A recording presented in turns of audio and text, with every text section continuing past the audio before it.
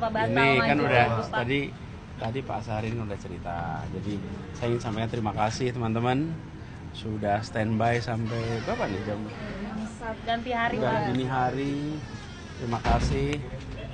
Besok saya akan sampaikan penjelasan lengkap ceritanya dan teman-teman tunggu aja besok. Tapi malam ini saya ingin terima kasih buat semuanya yang sudah ikut standby, ikut.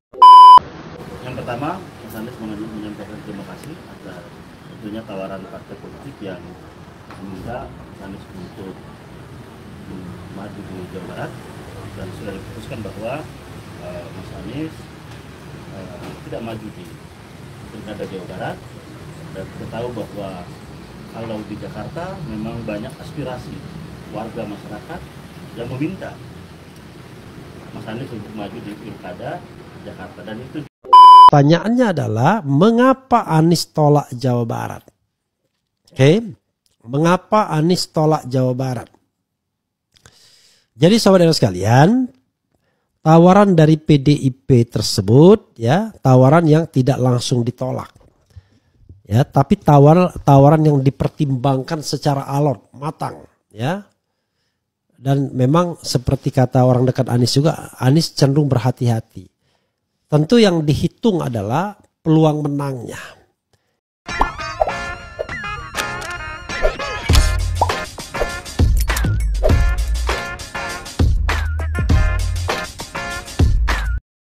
Baik sahabat sekalian, jumpa lagi bersama saya di channel ini, dan pada kesempatan video kali ini saya akan mereaksi beberapa buah video tentang informasi politik tanah air. Anies Baswedan yang merupakan salah satu kandidat kuat yang dirumorkan selama ini bakal diusung oleh Partai PDI Perjuangan terpaksa gigit jari dikarenakan PDI Perjuangan justru lebih memilih kadernya sendiri untuk diusung maju di Pilgub Jakarta, yakni Pramono Anung dan Rano Karno. Namun Anies Baswedan bukannya tidak diusung, melainkan bakal diusung oleh PDI Perjuangan untuk bertarung di Pilgub Jawa Barat.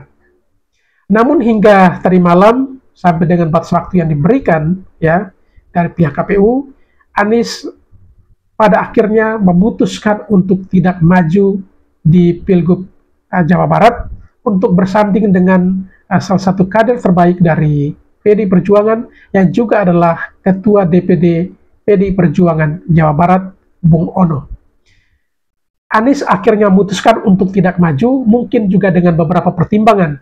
Dikarenakan seperti yang kita ketahui bersama, bahwa selama ini Anies memiliki tingkat elektabilitas sangat tinggi itu di daerah khusus Jakarta, bukan di Jawa Barat. Karena Anies pun menyadari bahwa dulu suaranya juga banyak yang datang dari Jawa Barat ketika Pilpres, itu juga karena dari basisnya PKS. Dan seperti kita ketahui bahwa saat ini PKS juga mengusung calon sendiri, yaitu Presiden PKS Ahmad Saiku juga ikut masuk bertarung di Pilgub daerah Jawa Barat ya. Sehingga mungkin dengan pertimbangan lain, daripada kalah mendingan mundur. Dan hal itu diputuskan Anies bahwa ia tidak bertarung di Jawa Barat. Oleh karena itu memang terkesan saling prank ya. Awalnya Anies diprank di Pilgub Jakarta, dan kini giliran Anies prank balik PDI Perjuangan di saat-saat terakhir pendaftaran di KPU di daerah Jawa Barat.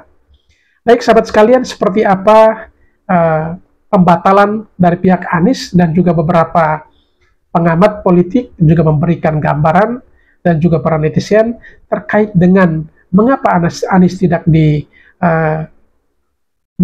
untuk bertarung di daerah khusus Jakarta, melainkan dipindahkan ke daerah Jawa Barat. Seperti apa informasinya? Mari kita ikuti video-video berikut ini.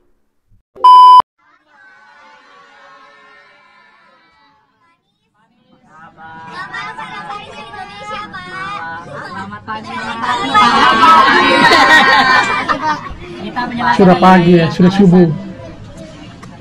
Ini kan udah tadi Pak Saharin udah cerita. Jadi saya ingin sampaikan terima kasih teman-teman sudah standby sampai berapa nih jam? Ganti hari. Sudah subuh tuh. Terima kasih. Dini hari. Besok saya akan sampaikan penjelasan lengkap ceritanya, dan teman-teman tunggu aja besok. Tapi malam ini saya terima kasih buat semuanya yang sudah ikut standby, ikut memikirkan, ikut memperhatikan. Ya, itu aja.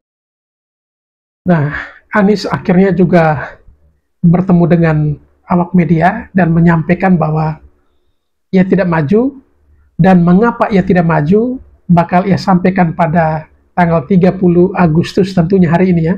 Seperti apa nanti kita akan tunggu informasi dari Anies mengapa ia lebih memilih memutuskan untuk tidak bergabung, tidak maju di Pilgub Jawa Barat dikarenakan faktor apa. Padahal waktu yang diberikan hingga tadi malam, dan akhirnya Anies keluar dan menyampaikan hal tersebut, informasi tersebut, bahwa gagal di daerah khusus Jakarta, ia pun tidak akan bertanding di Jawa Barat. Itu kabarin. Pokoknya nanti dikirimin semuanya, kabarin ya. Kalau tadi ada sedikit katanya aspirasi Jakarta. Kabarnya nanti dikirimin. Lebih dapat diterima Bapak ketimbang Jabar, sementara Jabar sendiri itu tidak ada aspirasi, itu gimana ceritanya Pak sebenarnya? Besok semuanya jelas. Tapi yang jelas saya terima kasih buat semuanya teman-teman, dan selalu semuanya jaga semangat. Kita semua ingin jaga demokrasi kita terus sehat ya. Oke, gitu ya. Terus komunikasi dengan PDIP? Baik, Anies sepertinya sangat loyo ya, tidak kurang semangat. Dikarenakan memang aspirasi cukup tinggi untuk meminta dia maju kembali di Pilgub Jakarta, tetapi karena faktor politik lagi-lagi ia tidak bisa maju. Dan ketika Anies memutuskan untuk tidak bergabung atau menjadi kader di salah satu partai, ya kesulitan akan seperti ini. Karena pasti banyak partai lebih memilih kadernya ketimbang orang dari luar. Ya kecuali kadernya sendiri tidak ada. Tetapi partai sebesar PDI Perjuangan tentu memiliki banyak kader, sehingga nasib Anies seperti ini. Namun di pihak lain, ya dari para pendukung Anies melihat ini sebagai bentuk penjagalan yang dilakukan oleh pihak yang berkuasa. Dan itu kita sudah tahu pihak mana yang dimaksudkan itu. Nah, besok semuanya. Cerah banget. Tentu, cerah terus dong. Ya, Amin sehat. Sehat. Amin. Terima kasih. Nah, Pak Hasan mana nih? Oh, ini. Tahan ya Pak,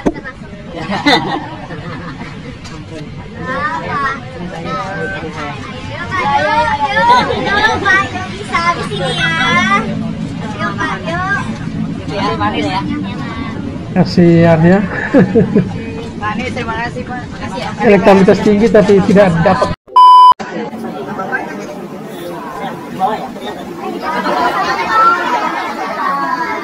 Ini jubirnya Anies ya. Baik, terima kasih teman-teman semua dan assalamualaikum warahmatullahi wabarakatuh. Sebagaimana tadi yang sudah kita sampaikan sebelumnya melalui pesan WhatsApp, bahwa yang pertama Mas Anies menyampaikan terima kasih atas tentunya tawaran partai politik yang meminta Mas Anies untuk maju ke Jawa Barat, dan sudah diputuskan bahwa Mas Anies tidak maju di Pilkada Jawa Barat. Dan kita tahu bahwa kalau di Jakarta memang banyak aspirasi warga masyarakat yang meminta Mas Anies untuk maju di Pilkada Jakarta, dan itu juga terrefleksi dalam keputusan partai di tingkat wilayah maupun di tingkat daerah yang meminta Mas Anies untuk maju di Pilkada Jakarta. Dan kita tahu itu juga sudah beberapa keputusan partai di tingkat wilayah. Namun memang Jawa Barat itu tidak ada secara khusus permintaan dari warga masyarakat maupun aspirasi dari partai politik di tingkat daerah maupun di tingkat wilayah.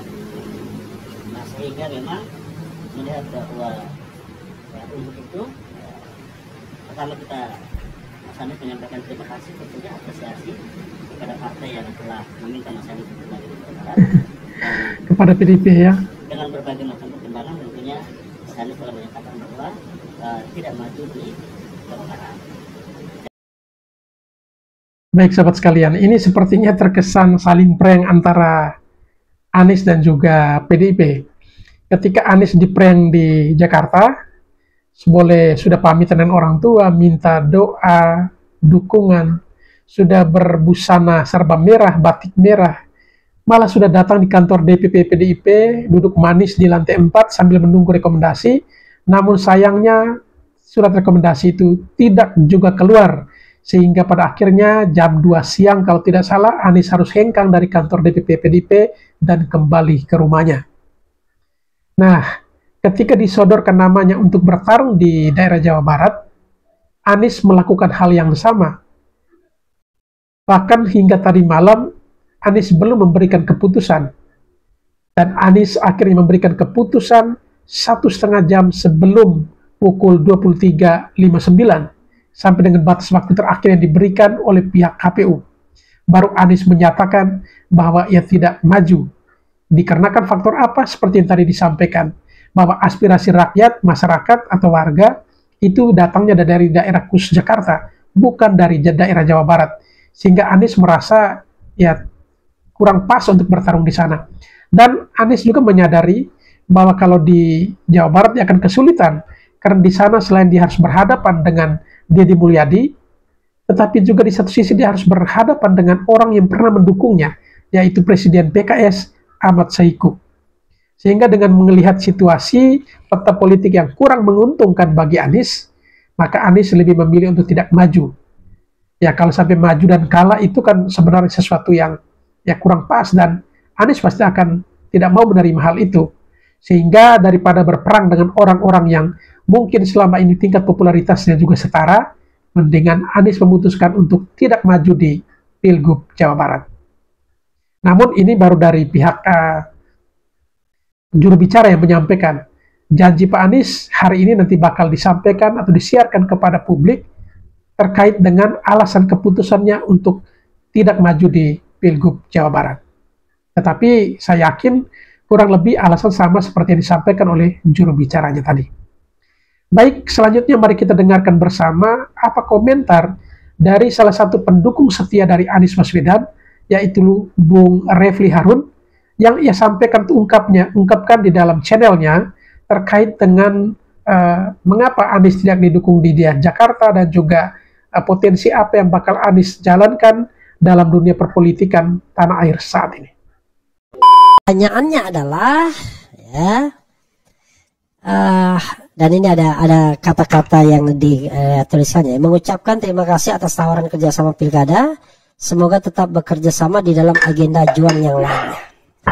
Nah, oke, kita selesai ya. Pertanyaannya adalah mengapa Anies tolak Jawa Barat? Oke, mengapa Anies tolak Jawa Barat? Jadi saudara sekalian, tawaran dari PDIP tersebut ya, tawaran yang tidak langsung ditolak. Ya, tapi tawaran yang dipertimbangkan secara alot, matang, ya. Dan memang seperti kata orang dekat Anies juga, Anies cenderung berhati-hati. Tentu yang dihitung adalah peluang menangnya. Jawa Barat itu tidaklah seperti DKI. Kalau DKI ibarat kata orang Betawi ini, ya tinggal mejem aja, Anies bakal menang kalau di DKI.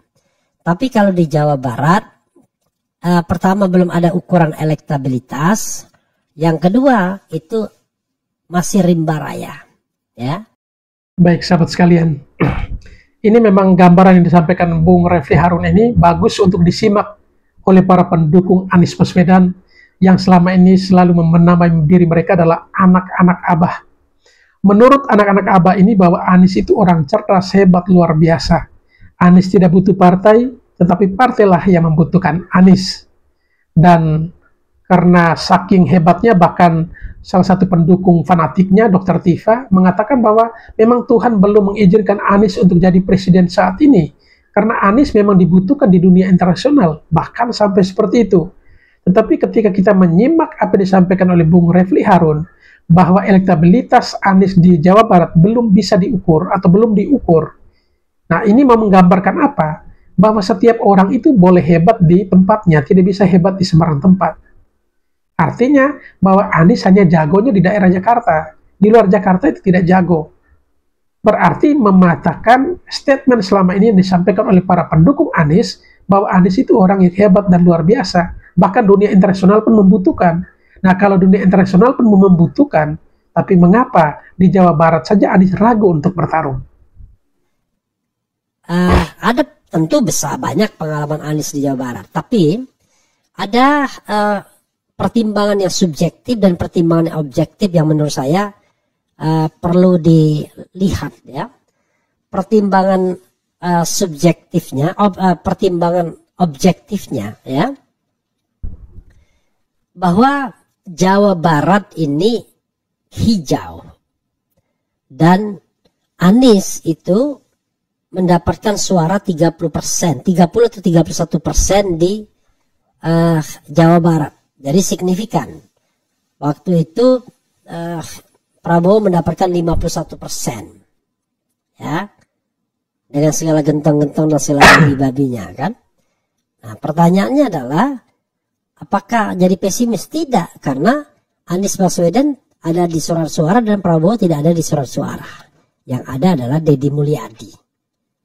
Kemudian Ahmad Saiku yang tentunya dari sisi look, dari sisi tampilan dan lain sebagainya ya jauh dibandingkan Anies Baswedan. Ya. Dan Anies basisnya adalah basis-basis NU di daerah Priangan. Yang saya tahu ya, informasi yang saya peroleh. Jadi dia sesungguhnya membutuhkan tidak hanya PDIP atau merah, tapi juga dia membutuhkan partai yang bernuansa agama. Apalagi kalau bukan PKB kalau menurut saya. Pastilah PKB yang diinginkan. Karena kalau P3 kan sudah out of date sekarang. Sudah terlalu kecil. Yang besar itu adalah PKB. Dan PKB ketua umumnya ya Muhaimin Iskandar adalah pasangan Anies Baswedan. Sehingga lebih mudah lagi masuk ke kantong-kantong di situ kalau ada PKB-nya. Nah, pertanyaannya, unfortunately, PKB menolak untuk mengusung Anies di Jawa Barat. Ya, padahal kalau misalnya PDIP dan PKB yang maju, itu akan cenderung jauh lebih kuat. Karena PDIP menolak, ya berat bagi Anies untuk menerima tawaran PDIP. Itu yang bisa saya tangkap ya selama berkomunikasi bolak-balik ini. Nah, baik sahabat sekalian, artinya apa yang disampaikan oleh Bung Refli ini juga menunjukkan bahwa ternyata Anies hebat itu juga bukan karena kehebatan pribadi, tetapi karena faktor pendukungnya yang luar biasa adalah ya partai-partai yang bernuansa agama. Di antaranya ada PKS dan juga PKB. Tetapi seperti yang kita ketahui bahwa PKS justru menyodorkan atau mengusung presidennya sendiri, presiden PKS untuk bertarung di Pilgub Jawa Barat, artinya bahwa Anies kehilangan pendukungnya. Anies berharap di PKB, ya, di PKB karena secara emosional pasti Anies yakin PKB bakal mendukungnya karena Cak Imin merupakan mantan pasangannya di Pilpres kemarin. Tetapi sangat disayangkan justru PKB memutuskan untuk lebih memilih mendukung kadernya sendiri di Jawa Barat. Sehingga peluang Anies untuk maju di Jawa Barat akhirnya menjadi ya tidak berpotensi untuk menang. Nah, di sini mau meyakinkan kita sesungguhnya bahwa Anies itu bukan apa-apanya kalau sudah ditinggalkan oleh partai-partai pendukung yang bernuansa agama. Dan ini secara tidak langsung sudah disampaikan oleh Bung Refli Harun tadi, bahwa ia kehilangan dukungan dari partai-partai yang bernuansa agama. Pertanyaannya saudara sekalian, kenapa PDIP menolak? Tegas nian kau PDIP ya. Padahal Anies sudah mengangkat suara PDIP di level nasional dan di level DKI. Tapi saya tidak tahu di level Jawa Barat ya. Sekarang kita tidak pernah bicara Jawa Barat sebelumnya. Sederhana, kenapa PKB menolak? Karena sama problemnya di Jakarta. Ini analisis ya. Karena PKB sedang menghadapi tekanan ya dari rezim Mulyono ini. Tekanan pertama adalah tekanan diambil kepemimpinannya. Makanya sampai sekarang yang namanya muktamar tandingan itu ya masih akan dilangsungkan. Walaupun Cak Imin terpilih lagi sebagai ketua umum PKB, tapi muktamar tandingan sedang disiapkan yang diinisiasi oleh mantan sekjen ya konon, kemudian Lukman akan mengundang Yeni Wahid mengundang juga Mahfud MD, konon katanya begitu. Jadi ada ancaman Caimin itu akan kehilangan PKB kalau seandainya dia melawan sama Mr.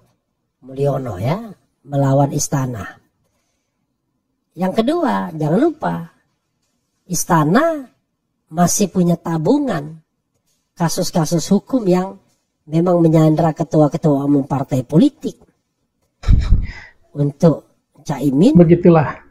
tentu bisa dikapitalisasi kalau kasus-kasus tersebut diungkapkan ke masyarakat.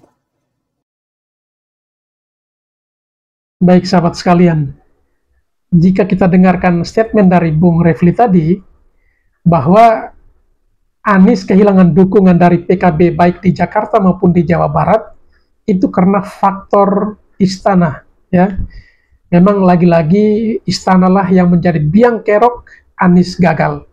Dan bahkan di kesempatan lain, para pendukung Anies, anak-anak Abah, sering meneriakkan bahwa Anies dijegal. Pertanyaan, siapa yang menjegal? Yang menjegal lagi-lagi datangnya dari Istana. Dan penjegalan itu ada dua hal ya, yang disampaikan Pak Refli Harun tadi, bahwa yang pertama, itu Cak Imin ditekan akan kehilangan jabatan sebagai ketum partai PKB, karena sudah disinyalir bakal akan diadakan muktamar tandingan. Dan rencananya, bukan rencananya tapi isunya, bahwa muktamar tandingan itu bakal dihadiri Presiden Joko Widodo. Karena takut akan kehilangan posisinya sebagai ketum partai, maka jelas Cak Imin pasti akan tidak mendukung Anies, tetapi malah mendukung pihak lain ya, atau orang lain, atau kadernya sendiri. Seperti di Jakarta, PKB tetap berada dalam koalisi Kim Plus, sedangkan di Jawa Barat, PKB majukan kadernya sendiri. Lalu yang berikut, menurut Refli tadi juga bahwa Istana, dalam hal ini Presiden Jokowi, masih memiliki daftar nama, ya, daftar apa ya namanya, tabungan-tabungan pelanggar hukum tadi ya, kasus-kasus. Dan menurut Refli Harun, kemungkinan besar ketum PKB dalam hal ini Cak Imin juga mungkin memiliki beberapa kasus yang sementara ini ada dalam genggaman Presiden Jokowi. Sehingga ketika dia lebih mendukung Anies di Pilgub Jawa Barat, itu juga pasti akan kesulitan. Karena ketika ia mencoba untuk melawan Istana, pasti dia akan kehilangan banyak hal. Nah, ini menurut Bung Refli. Tetapi kalau menurut sahabat sekalian, mungkin ada faktor lain, silakan tulis di kolom komentar ya. Soal benar dan tidak itu kan soal lain. Yang paling penting adalah intimidasi dulu ya, sebagaimana misalnya Mensesnek Pratikno menyampaikan 11 kasus yang melibatkan Erlangga Hartarto menurut bocor halus, sehingga tidak berkutik di sana. Nah, yang ketiga ya, sekali lagi bagian tawaran dari menjadi bagian pemerintahan. Nah, kalau tawaran menjadi bagian dari pemerintahan itu pasti kepentingannya Istana Baru. Nah, cuma masalahnya adalah apakah Istana Baru ikut menekan agar PKB tidak ikut mencalonkan Anies Baswedan di Jawa Barat.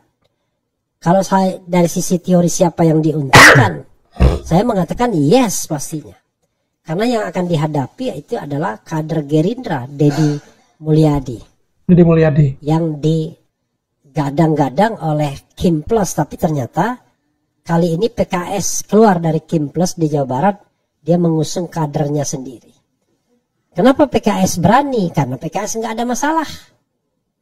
Dari sisi misalnya tudingan-tudingan melakukan tindak pidana korupsi dan lain sebagainya.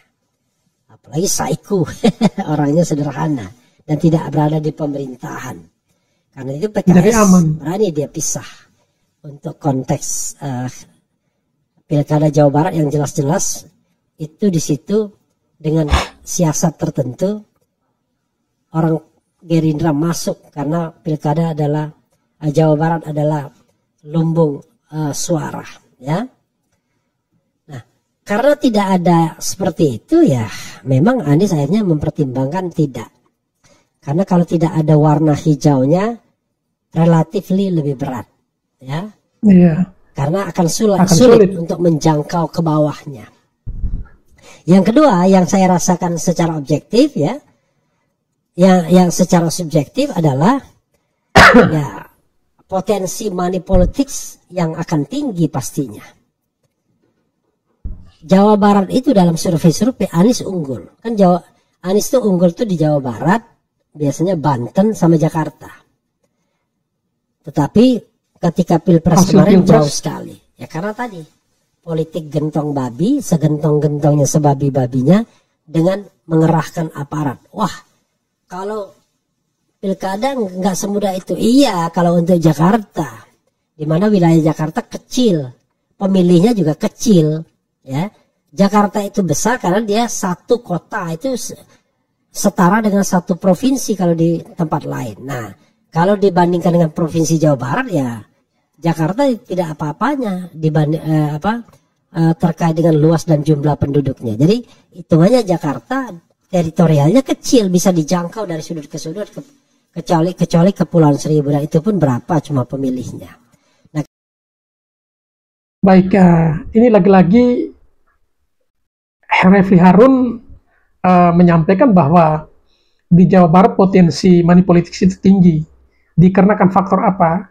Bahwa faktor survei Anies boleh tinggi, tapi hasilnya tidak seperti yang dalam survei itu. Nah, kalau di Jawa Barat dipersoalkan, artinya bahwa survei Anies unggul, tetapi hasilnya Anies tidak unggul, itu pasti faktor seperti yang disampaikan tadi.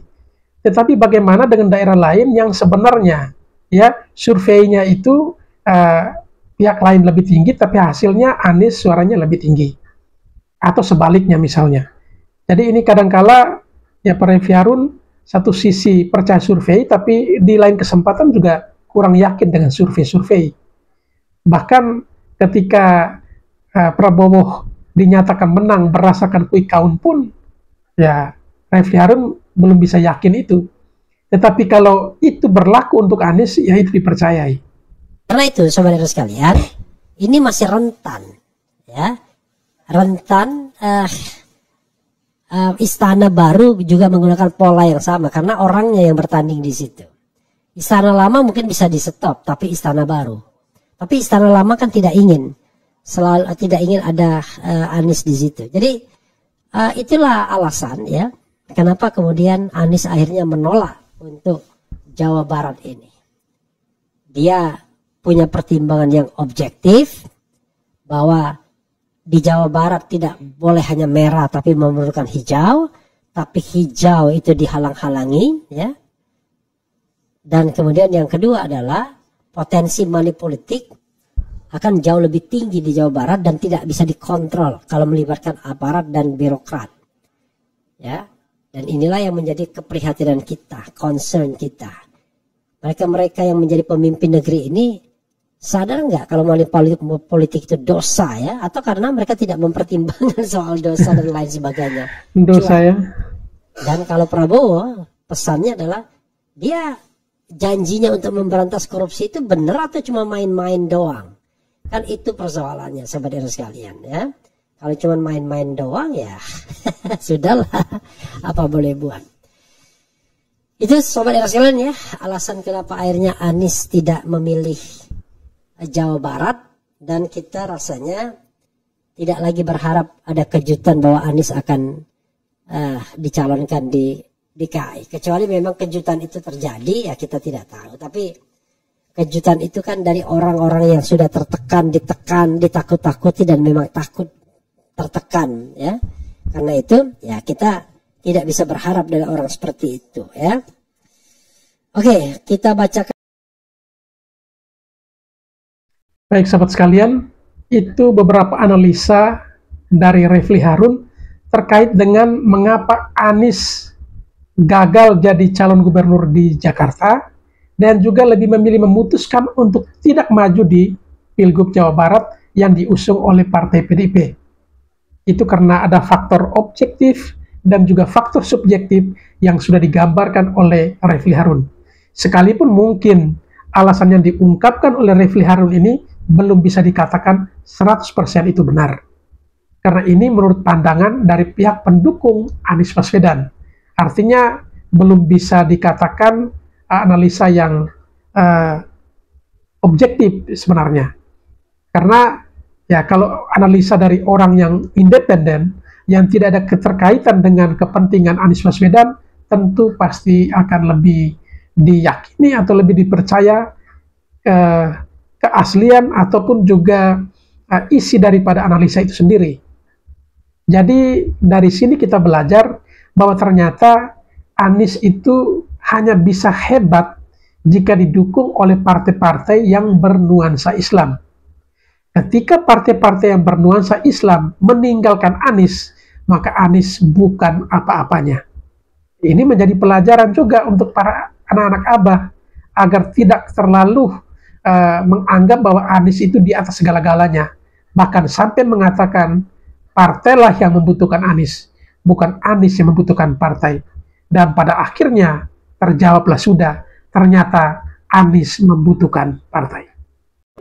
Nasib malang dialami Anies Baswedan yang tak mendapat tiket maju kontestasi di Pilkada Jakarta 2024. Pasalnya, tak ada partai yang mau mengusung Anies sebagai cagup Jakarta. Seperti yang diketahui, Anies yang digadang-gadang akan diusung PDI pun batal. Hal itu dikarenakan PDIP lebih memilih Anung Pramono yang merupakan kadernya sendiri untuk dijagokan di Pilgub Jakarta. Dikutip dari Kompas.com, kesulitan Anies untuk bisa diusung PDI pun nampak terbaca dari pernyataan Ketua Umum Megawati Soekarno Putri. Adapun Megawati berpidato di kantor DPP PDIP pada Senin 26 Agustus dengan menyinggung sosok yang sekedar dompleng namun ingin diusung. Sebelum itu, Anies pun telah berkunjung ke markas PDIP pada Sabtu 24 Agustus. Diakui Anies, pertemuan itu membahas soal kemungkinan kerjasama untuk Pilkada Jakarta. Namun sejumlah elit PDIP termasuk Ganjar Pranowo mendukung partai mengusung sosok yang merupakan kadernya sendiri dalam Pilkada 2024. Pendekatan pun terus dilakukan Anies hingga sempat berfoto dengan Rano Karno pada Senin 26 Agustus kala PDIP mengumumkan calon kepala daerah yang diusung. Sayangnya sampai akhir acara tak ada nama Anies Baswedan. Sementara PKB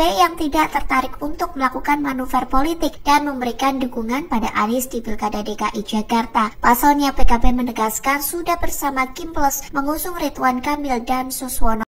Tahu kita pasti daftar malam, makanya detik-detik suasana di DPD PDI Perjuangan Jawa Barat.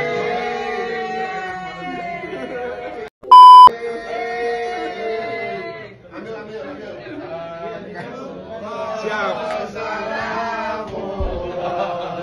Detik-detik ini Anies tidak dukung juga, tidak mau juga ya. Paling prank terjadi nih. Seru banget. Fix Anies Baswedan gagal maju di DKI Jakarta dan juga di Jawa Barat. Tapi gue salut sama Pak Anies, meskipun dia gagal, meskipun dia udah di prank sama banyak partai politik, sama PKB, PKS, Nasdem, terakhir PDIP, meskipun PDIP nggak pernah secara resmi deklarasi dukung Anies, tapi nggak ada satu patah kata pun dari omongan Anies Baswedan yang nyerang partai politik yang gagal ngedukung dia. Nggak ada satupun kata-kata buruk dari Anies Baswedan. Sejauh yang gue tahu, menurut gue itu the real negarawan. Semoga Pak Anies bisa jauh lebih sukses lagi dan bisa mengabdi dengan cara yang lain. Semangat Pak Anies. Pilkada DKI Jakarta mengagetkan banyak pihak, terutama melihat langkah politik yang diputuskan oleh DPP PDI Perjuangan yang kabarnya menggugurkan peluang Anies Baswedan yang tadinya sudah hadir di DPP PDI Perjuangan untuk dideklarasikan sebagai cagup.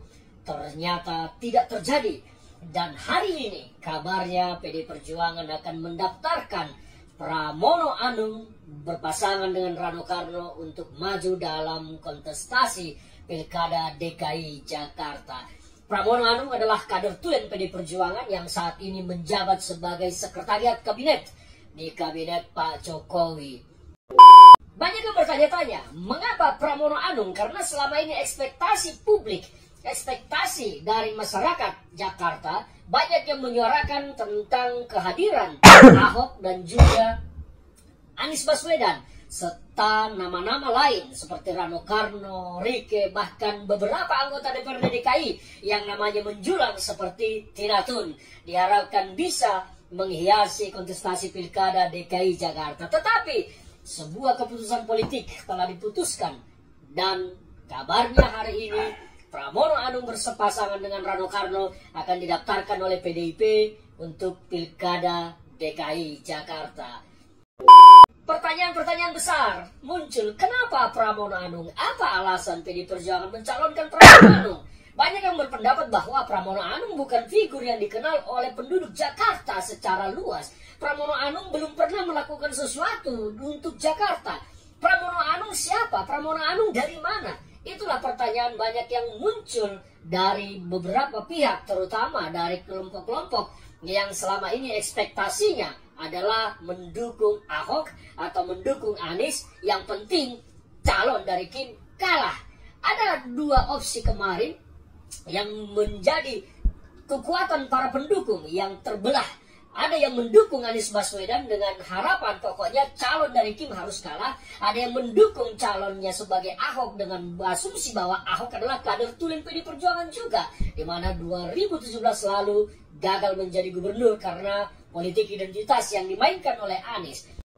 Banyak berseliweran analisis, pernyataan, dugaan, prasangka segala macam. Masa iya PD Perjuangan mendukung Anies? Bukankah PD Perjuangan itu adalah korbannya Anies dulu dalam politik identitas? Nah, hal-hal seperti ini menjadi pertimbangan besar, apalagi memang Anies terlihat bukan sosok yang memiliki loyalitas terhadap partai dan terhadap tokoh, tetapi Anies hanya memiliki loyalitas kepada kepentingannya. Tidak ubahnya seperti seorang job seeker pencari kerjaan. Nah, mau dinamika terus berkembang.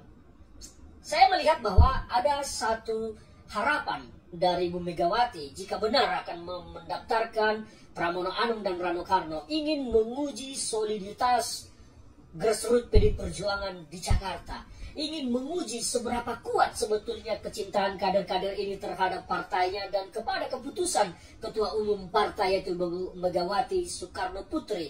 Ibu Megawati menuguhkan satu sosok yang tidak akan menjadi kontroversi di internal partai, tidak menjadi kontroversi di grassroots, karena Pramono Anung adalah sosok yang bersih dari kontroversi saat ini di kancah politik. Maka pilihan Pramono Anung untuk menjadi calon gubernur memang pilihan yang tepat untuk internal PD Perjuangan. Tetapi sejauh mana peluang Pramono Anung akan bisa mengalahkan Ridwan Kamil atau bahkan Anies Baswedan yang akan diusung oleh partai lain, kita melihat, dan saya harus menyatakan, peluang Pramono Anung memang tidak sebesar peluang Anies atau tidak sebesar peluang Ridwan Kamil atau tidak sebesar peluang Ahok.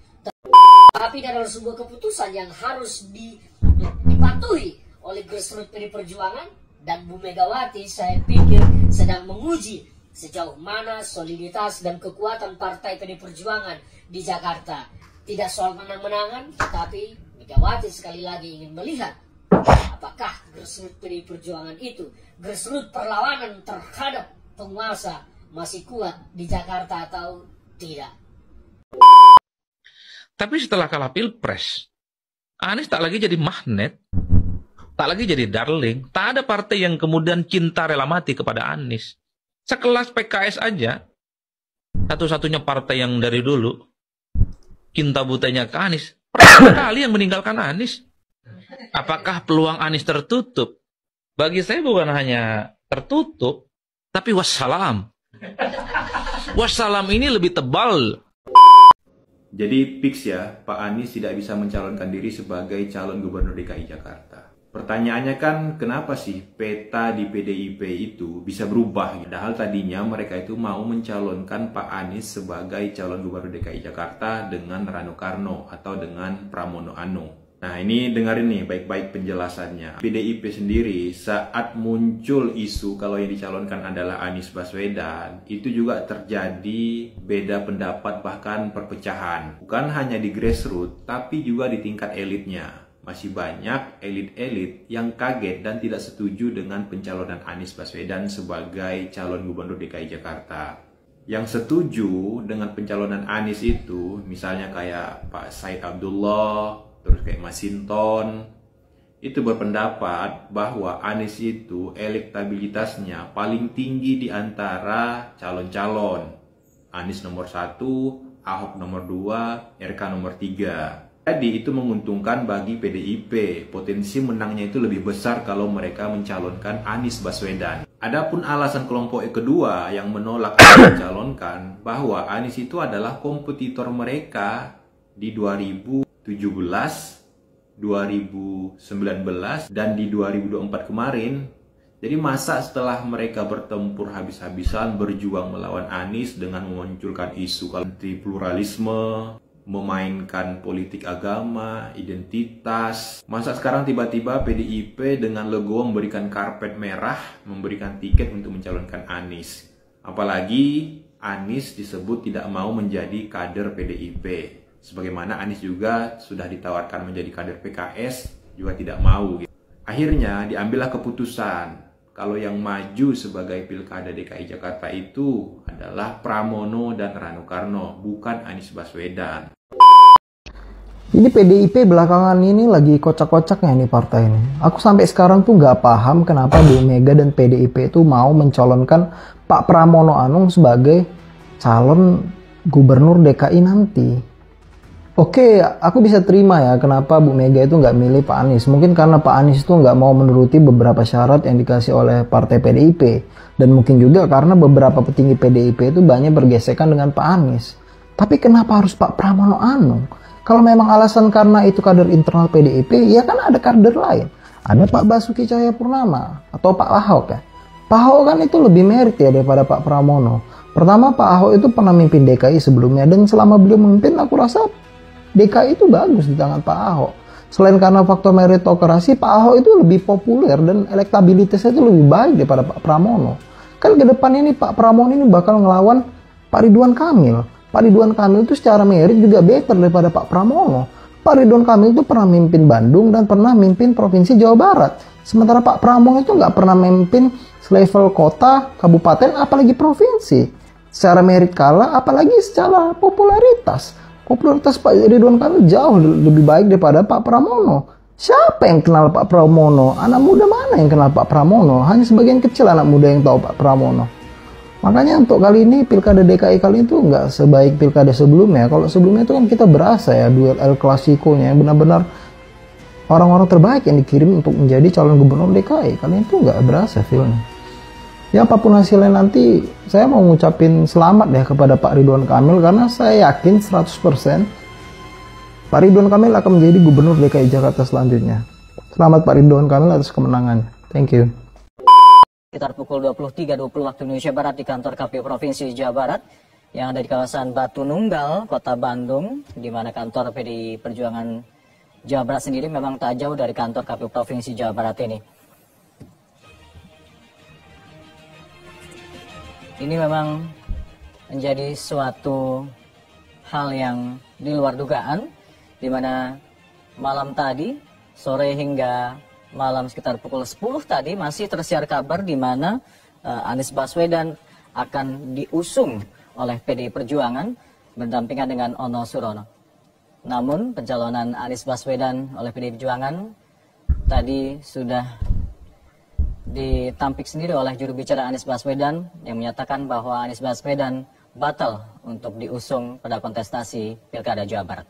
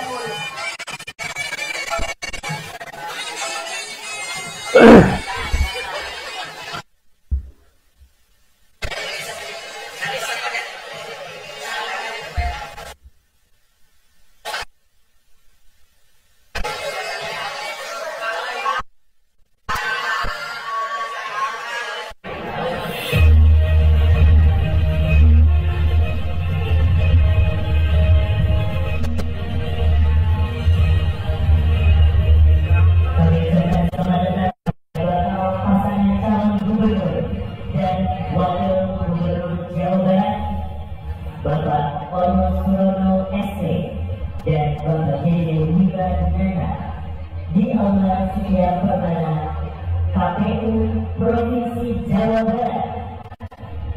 Dipersilakan Bapak Ibu untuk menempati tempat duduk yang telah ditentukan.